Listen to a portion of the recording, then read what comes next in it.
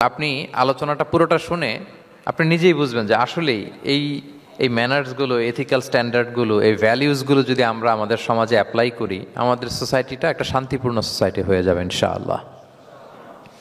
তাহলে কি কি ইনস্ট্রাকশন আল্লাহ তাআলা দিলেন to make our society a peaceful society, আমরা এটা দেখব। এক নম্বরে আল্লাহ তাআলা যে ইনস্ট্রাকশনটি দিয়েছেন, শুরুতে বলে রাখা ভালো, মৌলিকভাবে 10টি দিক নির্দেশনা আল্লাহ তাআলা দিয়েছেন আমাদের সমাজটাকে শান্তিপূর্ণ করার জন্য। 10টা ম্যানার আল্লাহ তাআলা শিখিয়েছেন। আওয়াজ করে বলেন তো মোট কয়টি নির্দেশনা? 10টি। আমরা গুনে গুনে সামনের দিকে আগাবো। এক নম্বরে আল্লাহ তাআলা বললেন, ইয়া আইয়ুহাল্লাযীনা আমানু লা তুকদ্দিমু বাইনা ইয়াদাইল্লাহি ওয়া রাসূলিহি ওয়াত্তাকুল্লাহ ইন্নাল্লাহা সামিউন আলীম। ওহে বিশ্বাসীরা, তোমরা আল্লাহ আল্লাহর রাসূল তোমাদেরকে যা করতে বলে এইটার চেয়ে বেশি অ্যাডভান্স হয়েও না, অতটুকুতেই থাকো, ওইটাতেই কল্যাণ, ওইটাতেই বরকত। আল্লাহ আল্লাহ রাসূলের চাইতে বেশি বোঝা যাবে না, ওনারা যেটা বলেছেন এটাই ফাইনাল। মা কানা লিমুমিনিন ওয়ালা মুমিনাতিন ইযা কাদাল্লাহু ওয়া রাসূলুহু আমরান আইয়াকুনা লাহুমুল খিয়ারাতু মিন আমরিহিম। আল্লাহ আল্লাহ রাসূল যদি আমাদেরকে কোনো নির্দেশনা দেয়, তখন কোনো বিশ্বাসীর জন্য এটা মানলেও চলে, না মানলেও চলে, এরকম ভাবা যাবে? আল্লাহ রাসূলের পক্ষ থেকে, আল্লাহর পক্ষ থেকে একটা আদেশ আসছে, এখন এই আদেশ আপনি মানলেও হয়, না মানলেও হয়, এরকম নাকি ব্যাপারটা? বলেন তো। বরং মানতেই হবে, বরং কি মানতেই হবে, এটা কম্পালসারি, এটা অপশনাল না। তাহলে সমাজকে শান্তিপূর্ণ করার এক নাম্বার গাইডলাইন হচ্ছে আল্লাহ রাসূলের পক্ষ থেকে যে নির্দেশনা আসবে এটা আপনাকে কম্পালসারি টু অ্যাবাইড বাই, এটা মানতেই আপনাকে হবে। এবং রাসূল সাল্লাল্লাহু আলাইহি ওয়াসাল্লাম যেটা শিখিয়েছেন ওইটাই স্ট্যান্ডার্ড, এর চেয়ে আর ভালো করা যায় না। এক সাহাবী বেশি ইবাদত করতে যেয়ে বললেন যে আমি আজ থেকে সারা রাত তাহাজ্জুদ করবো, রাতে আর ঘুমাবো না। আরেক সাহাবী বললেন আমি সারা বছর রোজা রাখবো, আমি আর রোজা ভাঙবো না। আরেক সাহাবী বলে আমি আমার স্ত্রীদের কাছে যাব না, আমি সন্ন্যাসী জীবনযাপন করব। তো রাসূল সাল্লাল্লাহু আলাইহি ওয়াসাল্লাম শুনে অপছন্দ করলেন, বললেন তোমরা নাকি এমন এমন বলেছো, আমি তো বিশ্বনবী রাহমাতাল লিল আলামিন, আল্লাহর হাবিব, আমি তো কোনো দিন রোজা রাখি, আবার কোনো দিন রাখি না, সোম বৃহস্পতিবারে রাখি, অন্যান্য দিন তো রাখি না। আবার রাতে আমি ঘুমাই, আবার তাহাজ্জুদও পড়ি, আবার আমি স্ত্রীদের সাথেও মেলামেশা করি। তো আমার এই ব্যালেন্স লাইফ লিড করেও তো আমি আল্লাহর শ্রেষ্ঠ হতে আমার কোনো সমস্যা হয় নাই, তোমাদের কি সমস্যা হলো? সুবহানাল্লাহ। দেখেন, ইসলাম খুব ব্যালেন্সড অ্যাপ্রোচে বিশ্বাস করে, ভারসাম্যপূর্ণ জীবন বিধান। তার মানে রাসূল সাল্লাল্লাহু আলাইহি ওয়াসাল্লাম যেটা শিখিয়েছেন ওইটাই স্ট্যান্ডার্ড। আপনি কি রাসূল সাল্লাল্লাহু আলাইহি ওয়াসাল্লামের চেয়ে বেশি মুত্তাকি হতে পারবেন? বুঝে থাকলে আওয়াজ করে বলুন, আল্লাহ রাসূলের চেয়ে বেশি বুজুর্গ হওয়া সম্ভব? মুত্তাকি হওয়া সম্ভব? আল্লাহওয়ালা হওয়া সম্ভব? তিনি যেটা শিখিয়েছেন ওইটাই স্ট্যান্ডার্ড। তাহলে প্রথম দিক নির্দেশনা হচ্ছে আল্লাহ আল্লাহ রাসূলের চেয়ে বেশি বোঝা চলবে। ওনারা যে নির্দেশনা দিয়েছেন সেটা মানলেই জীবনের সুখ, সেটা মানলেই কি এক নম্বর গাইডলাইন। সমাজ যদি শান্তিপূর্ণ সমাজ আমরা পেতে চাই, পিসফুল সোসাইটি যদি পেতে চাই, 2 নম্বর গাইডলাইন হচ্ছে আল্লাহ তাআলা বলছেন, ইয়া আইয়ুহাল্লাযীনা আমানু লা তারফাউ আসওয়াতাকুম ফাওকা সাওতিন নবী ওয়া লা তাজহারু লাহু বিল কওলি কাজাহরি বা'দিকুম লিবা'দিন আন তাহবাতা আমালুকুম ওয়া আনতুম লা তাশউরুন। ওহে বিশ্বাসীরা, নবীর কণ্ঠের চাইতে তোমাদের কণ্ঠকে উঁচু করো না, খবরদার। যদি করো, নিজেরা নিজেদের সাথে যেভাবে কথা বলো, নবীর সাথে যদি এভাবে কথা বলো, তাহলে তোমাদের সব আমলগুলোকে বাতিল করে দিবে কে? এই আয়াত নাজিলের একটা প্রেক্ষাপট আছে। বনু তামিম গোত্রের লিডার কে হবে এটা নিয়ে ডিসকাশন হচ্ছিল। তো আবু বকর রাদিয়াল্লাহু তাআলা আনহু বললেন আমি চাই উনি হোক লিডার। ওমরে ফারুক বলে না না না, উনি না, আপনি বুঝতে পারেন নাই, আমি চাই ইনি হোক। আবু বকর বলে ওমর তুমি ঠিক বলো না, আমি বললে তুমি খুলে উল্টাটা বলো, উনি হলে ভালো হয়। ওমরে ফারুক বলে না না না, উনি না, উনি হলে। এই যে উনি করে দুইজন তর্ক বিতর্ক করতে করতে ওনাদের কণ্ঠটা রাসূল সাল্লাল্লাহু আলাইহি ওয়াসাল্লামের কণ্ঠের চাইতে একটু উঁচু হয়ে গেল, যেটা দেখতে অনেকটা অশোভন ছিল, সুন্দর দেখাচ্ছিল না। তো রাসূল সাল্লাল্লাহু আলাইহি ওয়াসাল্লাম সামনে বসা, ওনার সামনে উঁচু গলা করে কেউ কথা বলবে, এটা আল্লাহ বরদাশত করলেন না। আরশের উপর থেকে আল্লাহ তাআলা আয়াত নাজিল করলেন, লা তারফাউ আসওয়াতাকুম ফাওকা সাওতিন নবী, খবরদার নবীর কণ্ঠের চাইতে যেন তোমাদের কণ্ঠ উঁচু হয়ে না যায়। যদি যায় তাহলে তোমাদের আমলগুলো বাতিল হয়ে যাবে। এবং নিজেরা নিজেদেরকে যেভাবে ডাকো সেভাবে ডেকো না, এরকম করলে আমল বাতিল হয়ে যাবে। তো আল্লাহ তাআলা এখানে আদব শিক্ষা দিলেন যে রাসূল সাল্লাল্লাহু আলাইহি ওয়াসাল্লামের সামনে কথা বলতে গেলে খুব ভদ্র ভাষায় কথা বলতে হবে, শালীন ভাষায় কথা বলতে হবে। মজার ব্যাপার হচ্ছে, আপনারা জানেন কিনা জানি না, যারা হজ উমরা করেছেন আপনারা দেখবেন যে রাসূল সাল্লাল্লাহু আলাইহি ওয়াসাল্লামের পবিত্র কবরের উপর এই আয়াতটা এখনো লেখা আছে যে লা তারফাউ আসওয়াতাকুম ফাওকা সাওতিন নবী, নবীর কণ্ঠের চাইতে যেন কণ্ঠ উঁচু হয়ে না যায়। এজন্য দেখবেন যে যারা রাসূল সাল্লাল্লাহু আলাইহি ওয়াসাল্লামের কবর জিয়ারত করতে যায়, ওনারা কবরের সামনে যে ধৈর্য ধারণ করতে পারে না, বুক ফেটে কান্না আসে যে আজীবন যে নবীর কথা শুনলাম, যে নবীর হাদিস শুনলাম, যে নবীকে আমি এত ভালোবাসি, যে নবী আমার জন্য সুপারিশ করবেন, যে নবী আমাকে হাউজে কাউসারের পানি দিবেন, সেই নবী এখানে শুয়ে আছে। এটা ভাবতেই মুমিন হৃদয়ে বাঁধ ভাঙা কান্নার জোয়ার আসে, হাউমাউ করে কাঁদতে ইচ্ছে করে, কিন্তু ওখানে আওয়াজ করা যায় না, কারণ ওখানে লেখা লা তারফাউ আসওয়াতাকুম ফাওকা সাওতিন নবী। নবীর দরবারে বড় গলায় আওয়াজ করে কোনো শব্দ উচ্চারণ করা যাবে না। খুব ভদ্র বিনম্র চিত্তে রাসূল সাল্লাল্লাহু আলাইহি ওয়াসাল্লামের রওজার সামনে দাঁড়িয়ে আমরা সালাম পাঠ করি। তো এই নিয়মটা শুধু যে রাসূল সাল্লাল্লাহু আলাইহি ওয়াসাল্লামের জন্যই খাস তা নয়, আমাদের আব্বা আম্মা, আমাদের শিক্ষক, মুরব্বী, আধ্যাত্মিক নেতা, ধর্মীয় গুরু, ইসলামী আন্দোলনের বড় লিডার, এরকম যে কারো সামনে বড় গলায় উঁচু গলায় আওয়াজ করে কথা বলা যাবে না, বরং সেখানে ভদ্রতা, এটিকেটস, নম্রতা এটা বজায় রাখতে হবে। এটা বুঝতে পেরেছেন? হ্যাঁ। পাশাপাশি রাসূল সাল্লাল্লাহু আলাইহি ওয়াসাল্লাম একবার দুপুরবেলায় ওনার ঘরে শুয়েছিলেন। সূরার নাম হচ্ছে সূরাতুল হুজুরাত, মনে আছে তো আপনাদের? সূরার নাম কি? হ্যাঁ, হুজুরাত মানে হচ্ছে কম্পার্টমেন্ট বা অ্যাপার্টমেন্ট, যেখানে মানুষ থাকে আর কি। রাসূল সাল্লাল্লাহু আলাইহি ওয়াসাল্লাম এরকম 9টা হুজরাখানা ছিল। আপনার বাংলাদেশে ইমাম সাহেবের হুজরাখানা এই শব্দটার সাথে পরিচিত না সবাই? এই হুজরাখানা থেকে আল হুজরাত। রাসূল সাল্লাল্লাহু আলাইহি ওয়াসাল্লামের 9 জন স্ত্রী এই 9টা হুজরাতে থাকতেন এবং এগুলো মসজিদে নববীর সাথে অ্যাটাচ করা ছিল। দুপুরে খেয়ে রাসূল সাল্লাল্লাহু আলাইহি ওয়াসাল্লাম কাইলুলা করছেন, বিশ্রাম নিচ্ছেন। হঠাৎ কিছু বেদুইন লোক, যাদের মধ্যে সভ্যতার ছোঁয়া লাগেনি, তারা এসে রাসূল সাল্লাল্লাহু আলাইহি ওয়াসাল্লামকে ডাকতে আরম্ভ করলো, ইয়া মুহাম্মদ উখরুজ ইলাইনা, ইয়া মুহাম্মদ উখরুজ, এই মুহাম্মদ বেরো বেরো, কথা আছে, এই মুহাম্মদ বেরো বেরো। মানে কেমন যেন বন্ধুরে ডাকতেছে, মনে হচ্ছে বন্ধুকে ডাকতেছে। আল্লাহ তাআলা এটা বরদাস্ত করলেন না, বললেন খবরদার, নিজেরা নিজেদেরকে যেমনে ডাকো, নবীকে যদি অমনে ডাকো, তোমার ঈমান আমল সব বাতিল হয়ে যাবে, খবরদার, সব বাতিল হয়ে যাবে। বরং ওনাকে যখন সম্বোধন করবে তখন ডাক দিবে খুব ভদ্র ভাষায়, বলতে হবে ইয়া নবী আল্লাহ, ইয়া রসুল আল্লাহ, ইয়া হাবিব আল্লাহ, এরকম ভদ্রোচিতভাবে রাসূল সাল্লাল্লাহু আলাইহি ওয়াসাল্লামকে ডাকতে হবে। তাহলে রাসূলের সামনে কণ্ঠ উঁচু করার কারণে আল্লাহ তাআলা এই আয়াত নাজিল করলেন। এবং এই আয়াত নাজিলের পরে ওমরে ফারুক রাদিয়াল্লাহু তাআলা আনহু এত ভয় পেলেন, এরপরে রাসূল সাল্লাল্লাহু আলাইহি ওয়াসাল্লামের সামনে কথা বলতে গেলে উনি এত আস্তে কথা বলতেন, ওই যে বেশি জোরে যদি কথা বলি তাহলে আমার সব আমল বাতিল হয়ে যাবে, এত আস্তে বলতেন। রাসূল সাল্লাল্লাহু আলাইহি ওয়াসাল্লাম জিজ্ঞেস করা লাগতো, ওমর কি বললে, আবার বলো তো, একটু জোরে বলো, ওমর আরেকটু জোরে বলো, আরেকটু জোরে বলো। সুবহানাল্লাহ। মানে এত মিন মিন করে, এত ক্ষীণ ক্ষীণ শব্দে ওমর ফারুক কথা বলতে লাগলেন যে রাসূল সাল্লাল্লাহু আলাইহি ওয়াসাল্লামের বুঝতে কষ্ট হচ্ছিল কথা। তখন তিনি বলতেন, ওমর আরেকটু জোরে বলো না, কি বললে বুঝলাম না, আরেকটু জোরে বলো। ওনারা এতটা ভয় পেয়েছিলেন এই আয়াত নাজিল হওয়ার পরে। তাহলে 2 নাম্বার ইনস্ট্রাকশন হচ্ছে, মুরব্বী, শিক্ষক, উস্তাজ, ধর্মীয় গুরু, আধ্যাত্মিক নেতা, ইসলামী আন্দোলনের বড় নেতা, এরকম রেসপেক্টেড কারো সামনে উচ্চবাচ্য করে কথা বলা উচিত না। এটা আদবের খেলাফ, শিষ্টাচারের খেলাফ। আর আমরা বলেছি এই সূরাটা আমাদের শিষ্টাচার নিয়ে কথা বলে, সামাজিক রীতিনীতি, শিষ্টাচার, এটিকেটস নিয়ে কথা বলে। তাহলে এই যে 2টা ইনস্ট্রাকশন গেল। 3 নম্বর ইনস্ট্রাকশন হচ্ছে, আল্লাহ তাআলা বললেন, ইয়া আইয়ুহাল্লাযীনা আমানু, ওহে বিশ্বাসীরা, ইন জাআকুম ফাসিকুম বিনাবাইন ফাতাবায়ানু, কোনো পাপাচারী যদি কোনো নিউজ নিয়ে আসে, বিশ্বাস করার আগে নিউজটা যাচাই করে নিও।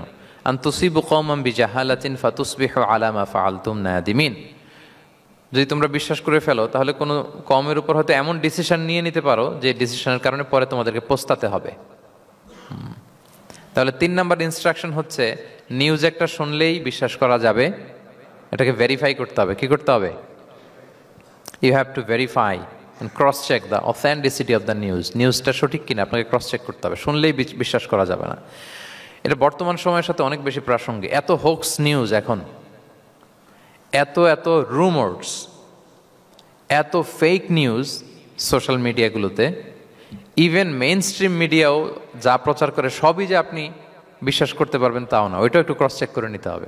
এদেরও কিছু প্রোপাগান্ডা থাকে আবার, হ্যাঁ, এরাও নিউজকে এমনভাবে অনেক সময় করে তাদের সুবিধার্থে। সো আপনার চোখ কান খোলা রেখে অনেকগুলো নিউজ একসাথে মিলিয়ে তারপরে বিশ্বাস করতে হবে। কিন্তু আমাদের সরল মনা অনেক ভাইদের যেটা হয়, ফেসবুকে একটা কিছু দেখে আমরা মনে করি যেটা সঠিক, ফলে কি করি, শেয়ার দিয়ে ফেলি।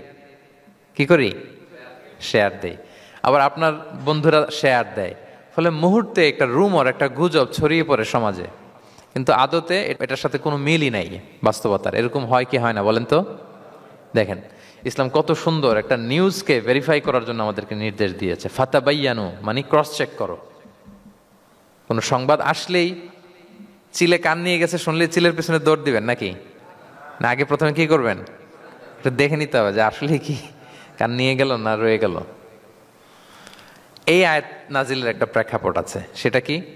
পঞ্চম হিজরিতে বনুল মুস্তালেকের যুদ্ধে যখন আল্লাহ হাবিব ইসলাম জয়লাভ করলেন, বনুল মুস্তালেকের সবাই মুসলিম হলো।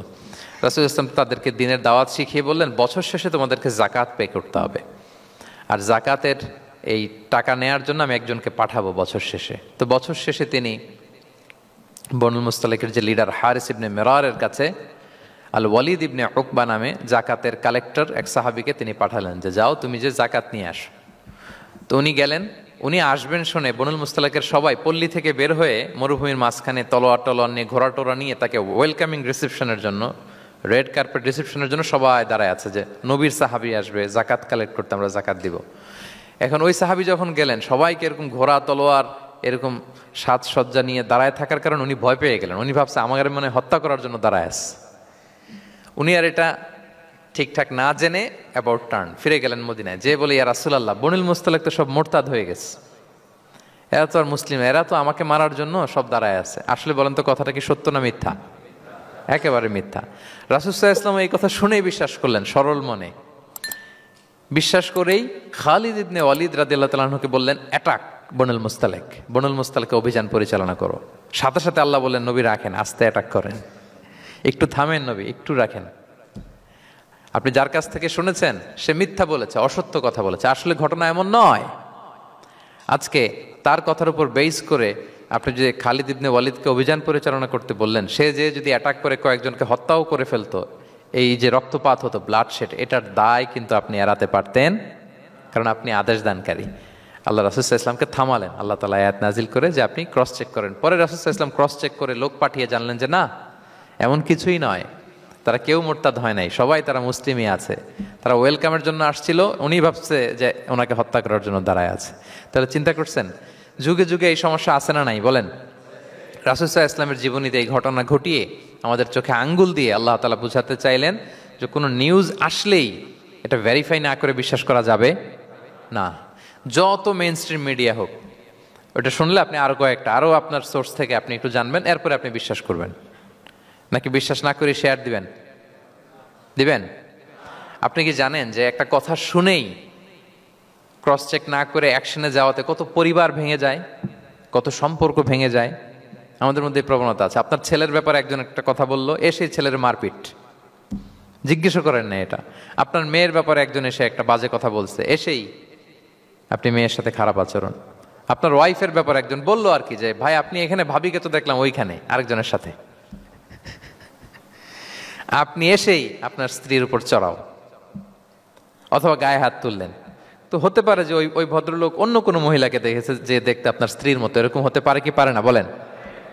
তো এই যে আপনি ক্রস চেক না করে, ভেরিফাই না করে যে অ্যাকশনে গেলেন, এতে সমস্যা হবে না সমাজে? পরিবার ভাঙে, সমাজে সম্পর্ক নষ্ট হয়, কলহ বাঁধে। এই জন্য আল্লাহ তাআলা বলেন যে সোসাইটিটাকে যদি পিসফুল করতে চাও, ইযা জাআকুম ফাসিকুম বিনাবাইন ফাতাবায়ানু, নিউজ আসলেই বিশ্বাস করো না। You have to cross check, you have to justify, and you have to verify the news. মনে থাকবে? তাহলে আজকে থেকে ফেসবুকে একটা পেলে আমরা কি করব? শেয়ার দিয়ে দিব। কি শেয়ার দিবেন না? কি করব? যাচাই বাছাই করব, ক্রস চেক করব। এখন অবশ্য ক্রস চেক করার জন্য কিছু প্ল্যাটফর্ম বেরিয়েছে, তারা অবশ্য যেগুলো খুব বেশি ছড়িয়ে পড়ে নিউজ, সেগুলো যদি ভুল হয় তারা ক্রস চেক করে তারা সামাজিক সচেতনতা তৈরি করে। তো আমরা প্রত্যেকেই দায়িত্বশীল হলে এই গুজবগুলো স্প্রেড করা থেকে আমরা বিরত থাকতে পারি। নিউজ শুনলেই আমরা এখন বিশ্বাস করব না, আগে ক্রস চেক করে নেব, তা না হলে আমরা বিপদে পড়তে পারি। কি বলেন? এমন কোনো কাজ করে ফেলতে পারি যেটার কারণে পরে লজ্জিত হব। তো আমরা আগে থেকেই সাবধান হয়ে যাই। 4 নম্বরে আল্লাহ তাআলা বললেন, ওয়া ইন তাইফাতানি মিনাল মুমিনিনা ক্তাতালু ফাসলিহু বাইনাহুমা, বিশ্বাসীদের মধ্যে 2 গ্রুপ যদি মারামারি লাগে তাহলে তুমি মিলিয়ে দাও, ইসলাহ করো, ইসলাহু যাতিল বাইন, মিলিয়ে দাও, মীমাংসা করে দাও, বিরোধ নিষ্পন্ন করে দাও। অনেক সময় হয় না যে 2 ভাই ঝগড়া লেগেছে, 2 বন্ধু ঝগড়া লেগেছে, অথবা স্বামী স্ত্রীর মধ্যে কোনো কারণে বিরোধ, হ্যাঁ, দুই পার্টি ঝগড়া লাগছে, এরকম আছে না নাই? তখন ফাসলিহু বাইনাহুমা, তাদের মধ্যে আপোষ মীমাংসা করে দাও। হ্যাঁ, মীমাংসা করে দাও, ইসলাহ, রিকনসিলিয়েশন করো, ওয়ার্ক অ্যাজ এ মিডিয়েটর, মধ্যস্থতাকারী হিসেবে কাজ করো। তো আমরা সমাজে কি করি দেখেন তো, একটু মিলিয়ে নেন। দুইজন ঝগড়া লাগছে, আমরা কি করি? হ্যাঁ, কি করেন? আরো লাগিয়ে দেন, সর্বনাশ। তাই তো আপনাদের ওয়াজি করতেছি আমি না, তাদেরকে আরো ঝগড়ায় মাতিয়ে তোলা যাবে না, লাগিয়ে দেওয়া যাবে না, বরং ঝগড়া থামিয়ে দিতে হবে। কি করতে হবে? কয়েক জায়গায় কৌশল করে মিথ্যা বলা জায়েজ, সহিহ হাদিসে এসছে। এর মধ্যে একটা আছে, দুইজন মানুষের মধ্যে সম্পর্ক নষ্ট, তাদের সম্পর্ক জোড়া লাগিয়ে দেওয়ার জন্য আপনি কৌশল করে মিথ্যা বলতে পারেন। যেমন ধরেন যে দুইজনের সাথে কথা হয় না, দা কুমড়া সম্পর্ক, আপনি একজনকে বললেন যে ভাই ওই দিন তো ওই লোক আপনার ব্যাপারে অনেক প্রশংসা করলো, সে তো শুনে অবাক হবে, কি রে আমার প্রশংসা, কি বললো, এমন এমন বললো। তো এটা শুনে ওই লোকের ব্যাপারে তার মনটা একটু নরম হবে। আবার তাকে বললেন যে উনি তো আপনার ব্যাপারে এরকম একটা পজিটিভ কমেন্ট করলো, সেও অবাক হবে, তাই নাকি, তার সাথে আমি এত ভুল বোঝাবো যে আসলে লোকটা তো তাইলে ভালো। এই যে দুইজনকে আপনি এমন কিছু কথা কৌশল করে বললেন, ফলে তাদের মধ্যে একটা হৃদ্যতা তৈরি হবে। হঠাৎ দেখবেন যে একজন আরেকজনকে দেখে সালাম দিয়ে কথা বলে কোলাকুলি করে সেই আগের যেই শত্রুতা সব নিমেষে শেষ হয়ে গেছে। ঠিক কিনা বলেন? হ্যাঁ, এই যে মধ্যস্থতাকারী আপনি হলেন, এজন্য আল্লাহ তাআলা আপনাকে সওয়াব দিবেন। তাহলে বিবাদমান দুই গ্রুপ দেখলে আমরা আজ থেকে আরো ঝগড়া লাগিয়ে দিব না মিলিয়ে দিব? রাসূল সাল্লাল্লাহু আলাইহি ওয়াসাল্লাম বলেন, আলা উখবিরুকুম বিআফদালা দারাজাতিম মিন সাদাকাতি ওয়াস সিয়ামি ওয়াস সালাহ, নামাজ, রোজা, সাদাকা, এর চেয়ে একটা বড় মর্তবার ভালো কাজ আছে, সেটা কি আমি তোমাদের বলবো না? সাহাবারা বলল, বলেন। আল্লাহ রাসূল সাল্লাল্লাহু আলাইহি ওয়াসাল্লাম বললেন, সেটা হচ্ছে ইসলাহু যাতিল বাইন, দুই পক্ষকে মিলিয়ে দেয়া, বিবাদমান দুই গোষ্ঠীকে কি করা? মিলিয়ে দেয়া। এটা নামাজ, রোজা, সাদাকা এর চেয়েও বেশি সওয়াবের কাজ। দেখেন, আমরা ইসলামটা বোঝার ক্ষেত্রে আমাদের কত ল্যাকিংস। আমরা মনে করি শুধু লম্বা দাড়ি রাখলাম, তাসবিহ একটা নিলাম, আর জিকির করতেছি দিন রাত এক করে, এরপরে নামাজ পড়তে পড়তে কপালে দাগ ফেলে, এই বোধহয় ভালো কাজ, এই সব ভালো আমি করে ফেললাম। কিন্তু দেখেন রাসূল ইসলাম বলেছে না, সমাজে বিবাদমান দুইটা গ্রুপকে যদি মিলিয়ে দাও, এটা নামাজ, রোজা, সাদাকার চেয়ে বেশি সওয়াব তুমি পাবে। তাহলে এখন থেকে যদি আমরা বিবাদ দেখি কি করব? মিলিয়ে দিব। কখনো আমরা ঝগড়া আরো বাদিয়ে দিব না। আগুন যদি লাগে সেখানে পানি ঢালবো নাকি তেল ঢালবেন? কি ঢালবেন? অনেকে কি ঢালে?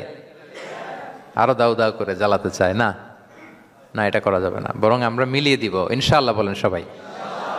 আল্লাহর হাবিব সাল্লাল্লাহু আলাইহি ওয়াসাল্লাম তিনি এই কাজটা করতেন। মক্কা থেকে মদিনায় গেলেন, মদিনায় আউস খাজরাজ দুইটা গোত্র, বছরের পর বছর যুদ্ধ, উনি যেই মিলিয়ে দিলেন। রাসূল সাল্লাল্লাহু আলাইহি ওয়াসাল্লাম এই যে সংলাপ, তারপর রিকনসিলিয়েশন, মিডিয়েশন, মধ্যস্থতা, এগুলোতে এক্সপার্ট ছিলেন। যে যুদ্ধ থামে না, এই যুদ্ধ মিলিয়ে দিলেন। কত প্রাণ গেল ওই যুদ্ধে, কিন্তু রাসূল সাল্লাল্লাহু আলাইহি ওয়াসাল্লাম যেই আউস খাজরাজ এখন ভাই ভাই হয়ে গেছে, ভাই ভাই করে দিলেন, ভ্রাতৃত্বের বন্ধনে ওনাদেরকে আবদ্ধ করে দিলেন আল্লাহর হাবিব সাল্লাল্লাহু আলাইহি ওয়াসাল্লাম। এবং সহিহ বুখারীতে একটা বাব আছে, বাবের শিরোনাম হচ্ছে বাবু কওলুল ইমাম ইযহাবু বিনা নুসলিহ বাইনাকুম, মানে আমাকে নিয়ে চলো আমি মিলিয়ে দিব। এটা ছিল রাসূল সাল্লাল্লাহু আলাইহি ওয়াসাল্লামের বিখ্যাত বাণী। ঝগড়া একটা লাগছে, রাসূল সাল্লাল্লাহু আলাইহি ওয়াসাল্লাম বলতেন, আরে আমি আছি না, আমাকে নিয়ে যাও, আমি মিলাই দেবো। কোথাও কিছু হয়েছে, আমাকে নিয়ে যাও, আমি তো আছি, মিলাই দেবো। রাসূল সাল্লাল্লাহু আলাইহি ওয়াসাল্লাম এসেছেনই মানুষকে মিলানোর জন্য, গড়ার জন্য এসেছেন, ভাঙার জন্য নয়। তাহলে 4 নাম্বার যেটা আমরা জানলাম, যে বিবাদমান দুই পক্ষকে আমরা কি করব? মনে থাকবে? এই যে আমি শুরুতে বলেছিলাম যে একটা শান্তিপূর্ণ সমাজ যদি আপনি গড়তে চান, তাহলে এই 10টা ইনস্ট্রাকশনের কোনো বিকল্প নাই। এখানে সোশ্যাল নর্মস, কিছু মোরালিটি, কিছু ভ্যালিউজ, বিশেষ করে ম্যানার্স আমাদেরকে শিখিয়েছেন আল্লাহ তাআলা। তাহলে 4টা জানলাম, কয়টা? 5 নম্বরে আল্লাহ বলেন, ইয়া আইয়ুহাল্লাযীনা আমানু লা ইয়াসখার কওমুন মিন কওম আসা আন ইয়াকুনু খায়রাম মিনহুম। ওহে বিশ্বাসীরা, তোমরা একে অপরকে তুচ্ছ তাচ্ছিল্য করো না, হাসি ঠাট্টা করো না, কাউকে সুখরিয়া মানে কাউকে তুচ্ছ করা, কাউকে নিয়ে ব্যঙ্গ করা, হাসি তামাশা করা, এটা করো না, এটা কবিরা গুনাহ। মানে এমন কোনো কথা বলো না যাতে তোমার ভাইয়ের মনে কষ্ট হয়, এরকম কিছু বলা যাবে না। আমরা অনেক সময় এটা করে ফেলি, এমন কথা বলি যেটাতে আরেক ভাই বা আরেক বোন কষ্ট পায়, আমরা খুব সিম্পলি বলি, কিন্তু এটা কবিরা গুণ। এটা কি? বিশেষ করে তার আকৃতি নিয়ে আপনি কিছু বলতে পারবেন না, এটা বড় কবিরা গুনাহ। এটাকে বডি শেমিং বলে। কি বলে? বডি শেমিং হারাম। কারণ বডি স্ট্রাকচার এটা কি আমার ইচ্ছে মতো হয়েছে না আল্লাহ বানাইছে? আচ্ছা, আপনি যে এত সুন্দর ফর্সা, কে বানালো? হ্যাঁ, আবার আরেকজন যে একটু শ্যামবর্ণের, তাকে কে বানালো? আপনি লম্বা, কে বানালো? কেউ খর্বাকৃতির খাটো, তাকে কে বানালো? তাহলে আপনি আকৃতি নিয়ে তাকে যদি ঠাট্টা করেন, আসলে কি ঠাট্টা কি তাকে করা হলো নাকি আল্লাহকে? কারণ আসল ডিজাইনারটা কে? হুয়াল্লাযী ইউসাউবিরুকুম ফিল আরহামি কাইফা ইয়াশা। আল্লাহ তাআলা তোমাদেরকে যেমন চেয়েছেন ঠিক তেমন মাতৃগর্ভে তোমাদেরকে ডিজাইন করেছেন, তোমাদের আকৃতি দিয়েছেন। এজন্য কারো আকৃতি নিয়ে অবজ্ঞা করা, তুচ্ছ করা, হেয় করা, এটা প্রকারান্তরে আল্লাহকে অবজ্ঞা করার সমান। দ্য ক্রিয়েটর, যিনি স্রষ্টা, তাকে আপনি অবজ্ঞা করেছেন। ঠিক কিনা বলেন? তাহলে এখন কারো আকৃতি নিয়ে কিছু বলবেন? আমরা বাংলাদেশে এরকম বলি না? বেশি মোটা হলে তাকে একটা নাম দিয়ে ফেলি। হ্যাঁ, কি বলি? কি বলেন?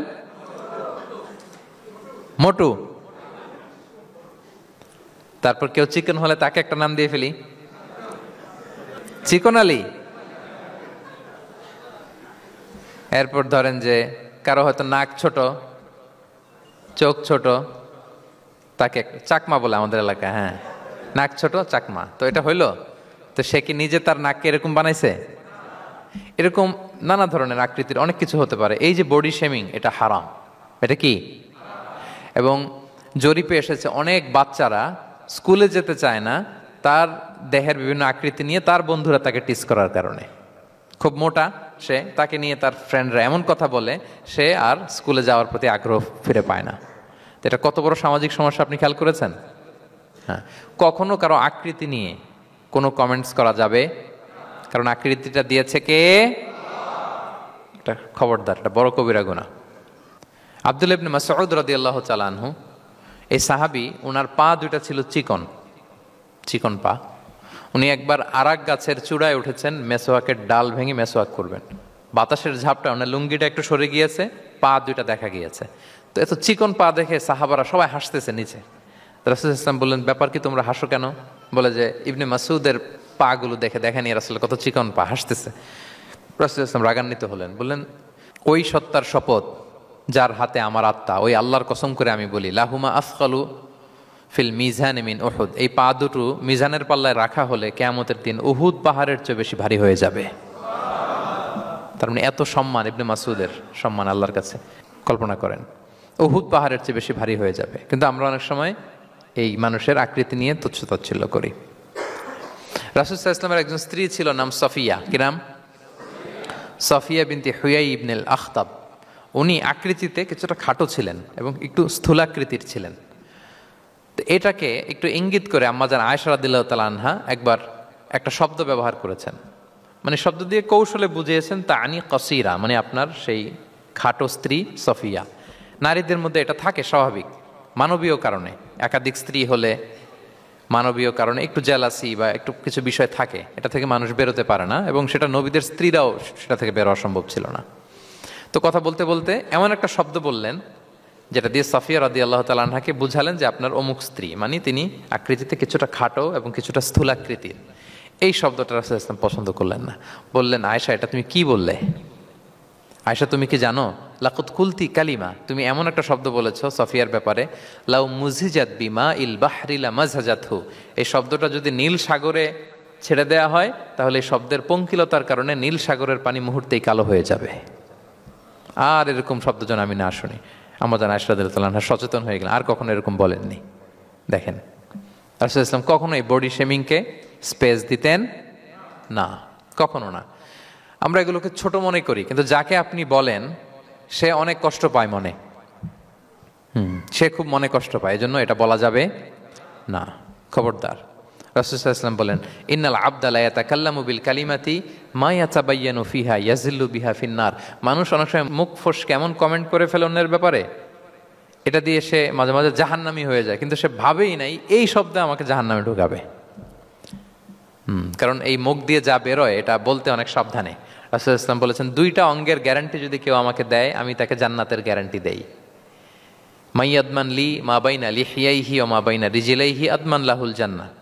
দুই অঙ্গের গ্যারান্টি যে দেয় তাকে আমি জান্নাতের গ্যারান্টি দেয়। এক হচ্ছে দুই চোয়ালের মাঝখানে যা আছে মানে জিব্বা, এই জিব্বার গ্যারান্টি যদি দেয়। আরেকটা হচ্ছে দুই পায়ের মাঝখানে যা আছে মানে মানুষের প্রাইভেট, এই দুইটা অঙ্গের গ্যারান্টি যদি কেউ দেয় যে এই দুই অঙ্গ দিয়ে আমি কোনো পাপ কাজ সংগঠিত করব না, বিশ্বনবী সাল্লাল্লাহু আলাইহি ওয়াসাল্লাম বলেন আমি আমার ওই উম্মতকে জান্নাতের গ্যারান্টি দেই। তাহলে তুচ্ছ তাচ্ছিল্য ঠাট্টা বিদ্রুপ করা যাবে না। 6 নম্বরে ওয়ালা তালমিজু আনফুসাকুম, তোমরা অন্যের বদনাম করে বেরিও না। লামজ আসছে লুমাজা থেকে, ওয়াইলুল লিকুল্লি হুমাজাতিল লুমাজা, যে প্রকাশ্যে অন্যের বদনাম করে বেড়ায়, অন্যের দোষ খুঁজে বেড়ায়। একদল লোক আছে দেখবেন শুধু অন্যের দোষ খোঁজে, নিজের দিকে আঙ্গুল যায় না। কিন্তু এইভাবে আরেকজনের দিকে আঙ্গুল দিলে যে 3টা আঙ্গুল নিজের দিকে যায় এটা আবার ভুলে যায়। কাউকে যদি আমি এরকম করি আমার দিকে কয় আঙ্গুল বলেন? এই 3টা কার দিকে? আর আরেকজনের দিকে 1 আঙ্গুল। তো কাউকে কিছু বলার আগে 3 বার নিজেরটা ভাববেন যে নিজে কি করেন। ওয়ালা তালমিজু, অন্যের বদনাম করো না, প্রকাশ্যে অন্যের দোষ খোঁজো না। সবচেয়ে বুদ্ধিমান সে যে নিজের দোষ খোঁজে, নিজের সমালোচনা যে করতে পারে সেই সর্বাপেক্ষা বুদ্ধিমান। কিন্তু আমরা একদল আছি শুধু সমালোচনা, ওর এই সমস্যা, ওর এইটা, ওর ওর মানে তার দায়িত্ব হচ্ছে সবার সমস্যা বের করা। এরকম দায়িত্বপ্রাপ্ত কিছু লোক আছে না নাই? সবাই না, এগুলো থেকে আমাদের বেরিয়ে আসতে হবে। অন্যের দোষ খোঁজা বাদ দিতে হবে, দোষ খুঁজলে নিজের দোষ খুঁজতে হবে। আমরা আত্মসমালোচনা করবো। খেয়াল রাখবেন সবচেয়ে ভালো হচ্ছে আত্মসমালোচনা, সবচেয়ে ভালো কি? তারপরে মোটামুটি ভালো হচ্ছে আলোচনা, আর সবচেয়ে খারাপ হচ্ছে সমালোচনা। কিন্তু আমরা সবচেয়ে করি বেশি কোনটা? এটা চেঞ্জ করতে হবে, আত্মসমালোচনা বাড়াইতে হবে। আমি প্রায় একটা কথা বলি, small people talk about people, average people talk about things, and great people talk about ideas. ছোট মনের মানুষ যারা, এরা মানুষ নিয়ে কথা বলে, এর এই সমস্যা ওর। মাঝারি ধরনের যারা, এরা বিভিন্ন বিষয় নিয়ে, ঘটনা নিয়ে কথা বলে। গ্রেট মাইন্ড যারা, এরা আইডিয়া নিয়ে কথা বলে, যে এই আইডিয়া ইমপ্লিমেন্ট করলে সমাজের এটা সমাধান হবে, এই আইডিয়া জেনারেট করতে পারলে এইটা কাজ হবে। তো এখন বলেন আপনি কি ছোট মনের মানুষ হবেন না বড় মনের? অন্যের দোষ খুঁজবো আর তাহলে কারটা খুঁজবো? ইনশাল্লাহ বলেন সবাই। কটা গেল? 7 নম্বর ওয়ালা তানাবাজু বিল আলকাব, কাউকে মন্দ উপনামে ডেকো না। মন্দ উপনামে ডেকো না মানে কাউকে একটা বিশেষ নাম দিও না, তার নামটা সুন্দরভাবে ডাকো।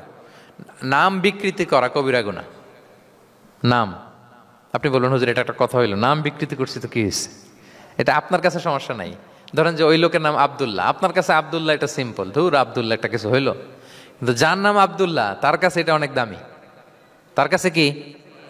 কারণ এটা তার পরিচয় বহন করে। ধরেন যে আমার নাম কি মিজান, আপনার কাছে মনে হয় আরে মিজান একটা নাম হইলো, তা আমার কাছে তো এটা অনেক গুরুত্বপূর্ণ, কারণ এটা আমার পরিচয় বহন করে। এই নামে মানুষ আমাকে ডাকে, ফলে এটা আমার খুব আদরের, আমার কাছে বড্ড যত্নের, দরদের নামটা। আপনার কাছে নাও হইতে পারে। মানুষ প্রত্যেকে তার নিজের নামকে খুব পছন্দ করে। দেখবেন যে মানুষ কাগজ পেলে নিজের নামটা লেখে, সিগনেচার দেয় একটা, দেখবেন দেয়। এরপর দেখবেন যে সি বিচে ঘুরতে গেলে বালুর মধ্যে নিজের নামটা লিখে, দেখবেন লিখে। শুধু তাই না, লিখে আবার একটা লাভ আঁকে, লাভ চারদিকে আঁকে। কেন আঁকে? কারণ এই নামটা সে পছন্দ করে অনেক, এটা তার কাছে গুরুত্বপূর্ণ, আপনার কাছে নাও হতে পারে। এজন্য প্রত্যেকের নামটা তার কাছে খুব আদরের, যত্নের। তার নামটা আপনি সুন্দরভাবে বলবেন। নাম আপনি বিকৃত করতে পারবেন না। এটা কি গুনাহ? সগীরা কবিরা গুনাহ। এটা আমরা সমাজে করি, নাম বিকৃত করি না, নাম বিকৃত করা যাবে না। ওয়ালা তানাবাজু বিল আলক, মন্দ নামে ডেকো না। আমাদের সমাজে এটা আছে, দেখবেন যে বাবা মা সুন্দর নাম রেখেছে আবু বকর, ওকে ডাকে বকইরা, আছে না এরকম? তারপর নাম রেখেছে ধরেন আব্দুল কুদ্দুস, ওকে ডাকে। নাম রেখেছে আব্দুল ওয়াক্কাস, ওকে ডাকে। এই বিকৃতি আপনি করতে পারবেন? কারণ কিয়ামতের দিন আপনার নাম ধরে, আপনার বাবার নাম ধরে ডাকা হবে। তুদআউনা ইয়াউমাল কিয়ামাতি বিআসমাইকুম ওয়া আসমাই আবাইকুম। কিয়ামতের দিন তোমার নাম, তোমার বাবার নাম, যখন আপনাকে ডাকবে ফেরেশতারা, আপনার নাম এবং আপনার বাবার নাম ধরে ডাকা হবে। এজন্য রাসূল সাল্লাল্লাহু আলাইহি ওয়াসাল্লাম বলেন ফাআহসিনু আসমাক, তোমাদের নামগুলো সুন্দর রেখো, নাহলে সেই দিন ডাকবে বল্টুর ছেলে কল্টু দাঁড়াও, তখন এই কোটি কোটি মানুষের সামনে আপনি এই নাম নিয়ে দাঁড়াবেন আর লজ্জায় পড়বেন। আর যদি বলে আব্দুর রহমানের ছেলে আব্দুল্লাহ আসো, কত সুন্দর। নামগুলো ভালো আলেম দিয়ে ক্রস চেক করে কনসালটেশন করে এরপরে রাখবেন। আর কাউকে মন্দ নামে কখনো ডাকা যাবে না। তার বংশের কোনো খারাপ কিছু দিয়ে তাকে ডাকা যাবে না। ধরেন একজনের বাবা ছিল চোর, কিন্তু তার সন্তান সে সৎ মানুষ হইতে পারে না। এখন বাবার কথা কি আপনি চোরের পোলা বলে ডাকতে পারবেন? আপনি ডাকবেন না, বলতে পারবেন না, কারণ সে তো ভালো। তাহলে নাম বিকৃত করা, মন্দ উপনামে ডাকা, এটা কবিরা গুনাহ। এটা আমরা কখনো করব? মনে থাকবে প্রিয় ভাইরা? আচ্ছা, 8 নম্বরে আল্লাহ তাআলা বলছেন, ইয়া আইয়ুহাল্লাযীনা আমানু জিতানিবু কাসীরাম মিনায-যন, ওই বিশ্বাসীরা তোমরা ধারণা থেকে বেঁচে থাকো। ইন্না বা'দা-যন্নি ইসমুন, কিছু কিছু ধারণা আছে এটা পাপ। ধারণা, অ্যাজাম্পশন করে কথা বলা নিষেধ। ধারণার উপর বেস করে কথা বলা যাবে। অনেকে ধারণার উপর কথা বলে। বেশিরভাগ ধারণাই মিথ্যা হয়। ধারণার বেশিরভাগ কি হয়? সো আপনি ধারণা, বেসড অন ধারণা আপনি কোনো কথা বলতে পারবেন, মানে যেটাকে আমরা বাংলায় বলি আন্দাজে কথা বলা। বাংলা আমরা কি বলি? আন্দাজে আপনি কিছু বলতে পারবেন না, আপনাকে নিশ্চিত হইতে হবে। আমরা খালি চোখে যা দেখি বাস্তবে ওই ঘটনা নাও হতে পারে এরকম। হোয়াট এভার উই সি, এটা রিয়েল সিনারি নাও হতে পারে, কিন্তু ভেতরে হয়তো এমন কিছু একটা আছে যেটা আমরা জানি না। এজন্য ধারণা করে কথা বলা নিষেধ ইসলামে। ওয়া ইন্না যান্না লা ইউগনি মিনাল হাক্কি শাইআ, আল্লাহ বলেন ধারণা কখনো সত্যের বিকল্প হতে পারে না। আপনাকে সত্যটা জেনে বলতে হবে, আপনি ধারণার উপর কিছু বলতে। আমরা এরকম সমাজে অনেক করি, অনেক। আপনি পাবেন, দেখবেন যে ধরেন যে আপনাকে আপনার এক বন্ধু দেখলো, রিক্সা দিয়ে যাচ্ছেন, আপনার পাশে এক নারী বসা, তো সে অনেক কিছু খারাপ ধারণা করতে পারে। এরকম হয় না সমাজে? তো এমন হতে পারে যে আপনি আপনার ছোট বোনকে নিয়ে বেরিয়েছেন, হতে পারে না? কিন্তু আপনি তো একটা ধারণা করে ফেললেন অন্য কিছু। বা আপনার ভাগ্নিকে নিয়ে বের হয়েছেন, আপনার খালাকে, আপন খালাকে নিয়ে বেরিয়েছেন কোনো কাজে, ডাক্তারের কাছে বা কিছু একটা হতে পারে। কিন্তু তাকে দেখেই আমি এদিক সেদিক বলতে আরম্ভ করলাম যে ওকে তো দেখছি এরকম এরকম এরকম। আছে না নাই? আমাদের সমাজে আমি দেখেছি যে কারো যদি ঠোঁট কালো হয় তো মানুষ ধারণা করে নেই লোকটা মনে হয় সিগারেট খায়। কিন্তু সিগারেট সেবন করা ছাড়াও কারো ঠোঁট কালো হতে পারে কি পারে না বলেন? এই যে এগুলো সমাজে প্রচলিত। বিয়ে করার পর পর ইমিডিয়েট যদি কেউ একটা গাড়ি কিনে বা হুন্ডা কিনে, এটা কি বলে বলেন তো? এই বোধহয় শ্বশুর বাড়ি থেকে যৌতুক নিয়ে আসছে। দেখছেন, এরকম ভুরি ভুরি আপনি সমাজে পাবেন যে আন্দাজে ধারণার উপরে আমরা অনেক কথা বলে ফেলি, কিন্তু নিশ্চিত না হয়ে আপনি কোনো কমেন্টসে যেতে পারবেন না। এটা একেবারে নিষেধ। 9 নম্বরে আল্লাহ বললেন ওয়ালা তাজাসসু, গোয়েন্দাগিরি করো না, স্পাইগিরি করো না, অন্যের ব্যক্তিগত বিষয় নিয়ে খোটাখুটি করো না। এরকম স্বভাব আমাদের অনেকের আছে না নাই? অনেকে দেখবেন যে অনেকের প্রাইভেট বিষয় নিয়ে খোঁচাখুচি করতে সে বড্ড মজা পায়। আছে এরকম? এটা হারাম। আওয়াজ করে বলুন, এটা কি? ওয়ালা তাজাসসু, গোয়েন্দাগিরি করো না। Everyone has personal space and no one should interfere someone's personal space. কেউ কারো পার্সোনাল স্পেসে ইন্টারফেয়ার করা যাবে না। প্রত্যেকের একটা প্রাইভেট এরিয়া আছে, প্রাইভেসি আছে। দেখেন ইসলাম প্রাইভেসিকে কত গুরুত্ব দেয়। প্রত্যেকের প্রাইভেসিকে ইসলাম কত গুরুত্ব দেয়। কারো প্রাইভেসির মধ্যে ইন্টারফেয়ার করা এটা ইসলাম পছন্দ করে না। এজন্য খবরদার, কারো ব্যক্তিগত কোনো ইস্যু নিয়ে আমরা নাক গলাতে পারবো না। কারো মোবাইল ধরে মোবাইলের গ্যালারি চেক করা, কারো ইনবক্স চেক করা, কাউকে না বলে কারো চিঠি পড়ে ফেলা, উকি মারা, আড়ি পাতা, এগুলো হারাম। এগুলো কি? এরকম সব আমাদের আছে না নাই? আড়ি পেতে শুনতে চাই, উকি মারি, তারপর সে কি করে দেখি তার প্রাইভেট মুহূর্তে, তারপর তার মোবাইল চেক করি, তার গ্যালারি চেক করি, তার ইনবক্স চেক করি। এই দায়িত্ব ইসলাম আমাদেরকে দেয়। এমনকি ইসলামী রাষ্ট্রও যদি হয়, ইসলামী রাষ্ট্রের জন্য এটা দায়িত্ব না যে প্রত্যেকে ব্যক্তিগত তার বেডরুমে তার প্রাইভেট লাইফে কি করে এটা দেখা। It's not his business. ইসলামী রাষ্ট্র মানুষকে ন্যায়, কল্যাণের পথ, সুন্দর জীবন পরিচালনার জন্য উৎসাহিত করবে, কিন্তু প্রত্যেকে প্রাইভেট লাইফে কি করে ওইটা সিসি ক্যামেরা লাগিয়ে দেখা, এটা কারো দায়িত্বের মধ্যে পড়ে না। এটা একেবারে নিষেধ। এটাকে বলে তাজাসসুস, গোয়েন্দাগিরি করা। বরং ইসলাম কি উৎসাহিত করে জানেন? অন্যের দোষ দেখলে এটাকে গোপন রাখতে উৎসাহিত করে। গোপন রাখবেন। মান সাতারা আইবান সাতারাহুল্লাহু ইয়াউমাল কিয়ামা। কেউ যদি তার ভাইয়ের দোষ গোপন রাখে, কিয়ামতের দিন আল্লাহ তার দোষ গোপন রাখবে।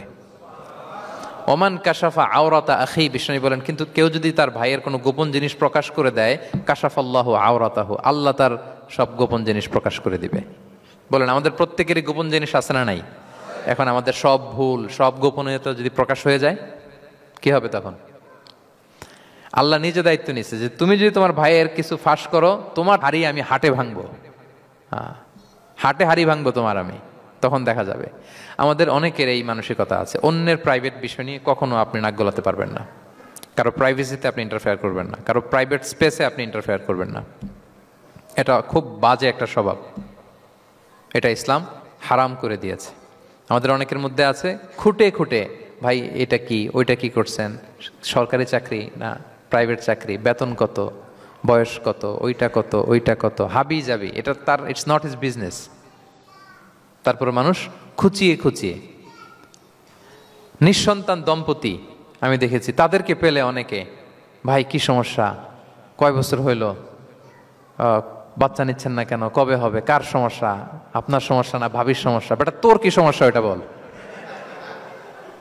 একজন নিঃসন্তান দম্পতি তারা কি স্ট্রাগলের মধ্য দিয়ে যায় আপনি জানেন?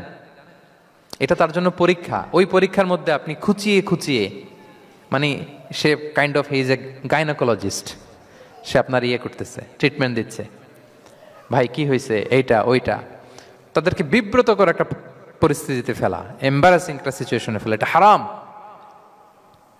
এই ম্যানারগুলো ইসলাম আমাদেরকে ধরে ধরে শেখায় যে এটা তোমার বিজনেস না, তুমি খুঁচিয়ে খুঁচিয়ে মানুষের ব্যক্তিগত বিষয় যেটাতে সে বিব্রত বোধ করে, এগুলো তুমি জিজ্ঞেস করতে পারো না।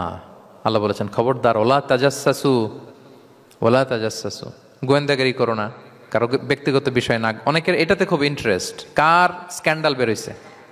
প্রায় দেখবেন যে এরকম দেখা যায়, অমুক নেতার স্ক্যান্ডাল ফাঁস, অমুক নায়কের স্ক্যান্ডাল ফাঁস।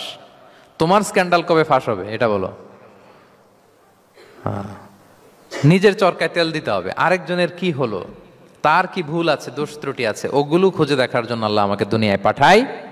তাহলে আমরা যেন কারো প্রাইভেসি হ্যাম্পার না করি প্রিয় ভাইরা, এটা ইসলাম আমাদেরকে উৎসাহিত করে, নির্দেশনা দেয় যে আমরা কারো প্রাইভেট কোনো ইস্যু নিয়ে নাক গলাবো না, ব্যক্তিগত বিষয়ে নাক গলাবো না, কারো দোষ দেখলে এটা আমি গোপন রাখবো। কি করব? আনলেস ইউ আর এ জাজ, আপনি বিচারক, আপনার কাছে আসছে, তখন আপনি বিচার করবেন। কিন্তু এমনি এমনি আপনি জাজমেন্টাল হতে পারবেন না। You cannot jump to the conclusion, একটা কিছু আন্দাজে বলে ফেলতে পারবেন না। এই দায়িত্ব আপনাকে দেয়া হয়নি। ইসলামে ব্যভিচারের মতো কোনো বিষয় দেখলেও আপনি বলতে পারবেন না। ব্যভিচার, অ্যাডাল্ট্রি, ফর্নিকেশন, জিনা, এগুলো দেখলে আপনি বলতে পারবেন না। বললে 4 জন নিয়ে বলতে হবে একসাথে। আপনি 3 জন যে যদি কাজের কাছে বলেন যে এই ছেলে আর মেয়েকে আমি অপকর্ম করতে দেখছি, কাজী 3 জনকে নিয়ে আগে 80 টাকা করে বেত মারবে পিঠে, তো করে দেখতে বলছে কে?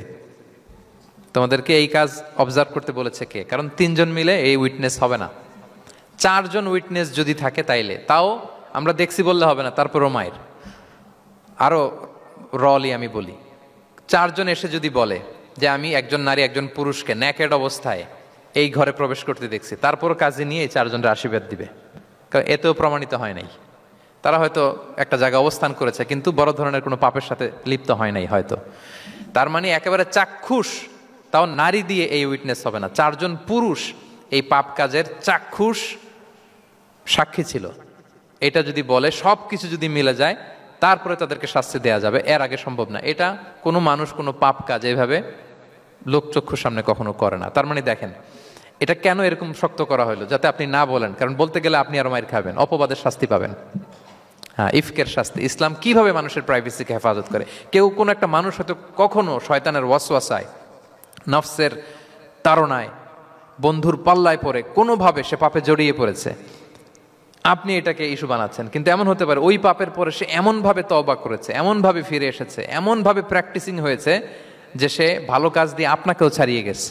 আপনি আটকায় যাবেন কিন্তু কিয়ামতের দিন ও আটকাবে না। এরকম হতে পারে কি পারে না? তো ওর পিছনে লাগছেন কেন আপনি? আপনি আপনার ইস্যু দেখেন, আপনি কতটা প্র্যাকটিসিং হতে পেরেছেন, আপনি কতটা শুদ্ধাচার আনতে পেরেছেন আপনার জীবনে, সেটা দেখতে হবে। এজন্য খবরদার, ওয়ালা তাজাসসু, গোয়েন্দাগিরি করো না, কারো প্রাইভেট বিষয় নিয়ে নাক গলাতে যেও না। সুবহানাল্লাহ, হোয়াট এ রিলিজিয়ান! কত সুন্দর আমাদের ধর্ম, হাউ লাকি উই আর! আমরা কত ভাগ্যবান যে আল্লাহ তাআলা এই ধর্ম আমাদেরকে দিয়েছেন, এমন বিধান আমাদের জন্য প্রেসক্রাইব করেছেন যেগুলো মানলে আমাদের সমাজটা একটা জান্নাতের বাগান হয়ে যাবে। তাহলে 9 নম্বর ছিল ওয়ালা তাজাসসু, গোয়েন্দাগিরি করুন। আজকে থেকে করবেন?